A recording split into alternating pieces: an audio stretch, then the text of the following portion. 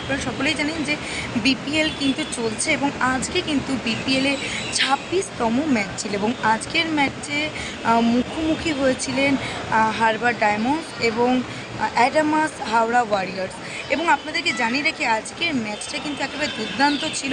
শুরুটাই কিন্তু একেবারে জবরদস্তভাবে শুরু করেছিল অ্যাডামাস হাওড়া ওয়ারিয়র্স এবং আপনাদেরকে জানিয়ে রাখি তারা কিন্তু নির্ধারিত 20 ওভারে 135 রান করেছিল 8টি উইকেটের বিনিময়ে। এবং ঠিক তার অপোজিটে হারবার ডায়মন্ডস কিন্তু মাত্র 19 ওভারে তারা 138 রান করে আজকে বিজয়ী হয়েছে 3টি উইকেটে।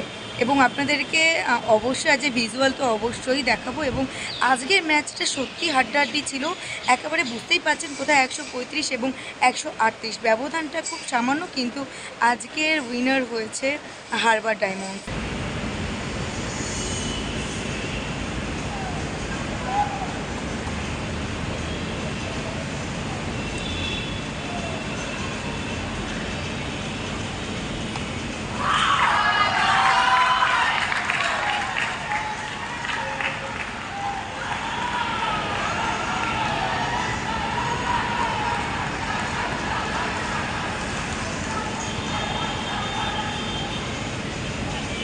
তো অবশ্যই শুনলেন এবং জানলেন, তার সাথে দেখলেন।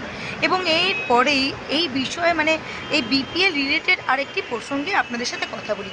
আমার সাইডের সিটগুলো দেখতে পাচ্ছেন যতদূর যাচ্ছে ফাঁকা।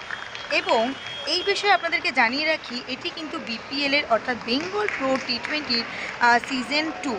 কিন্তু সিজন 1-এ কিন্তু বেশ জাঁকজমকভাবে যেরকম বিপিএল শুরু হয়েছিল ঠিক তেমনই দর্শকের সংখ্যাও কিন্তু বেশ ভালোই ছিল। তবে সিজন 2-তে দর্শকের সংখ্যা কম কেন, এবং এই দর্শকের সংখ্যা কম নিয়েই কিন্তু সিএবির কপালেও দেখা দিয়েছে চিন্তার ভাঁজ।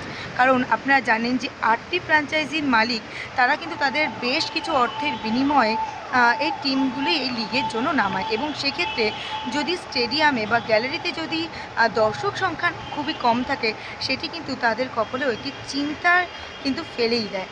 এবং এই বিষয়ে আপনাদেরকে জানিয়ে রাখি মনোজ তিওয়ারি এবং অনুষ্ঠুপ মজুমদার এবারের বিপিএলের দুজন ক্রিকেটার তারা কিন্তু দর্শকদের এই লিগটি দেখার জন্য নিজেরা ভিডিও বানিয়ে সোশ্যাল মিডিয়াতে পোস্ট করেন, যাতে দর্শকরা কিন্তু বিপিএল অর্থাৎ বেঙ্গল প্রো টি20 এই লিগটি দেখার জন্য ইডেন গার্ডেনে আসে।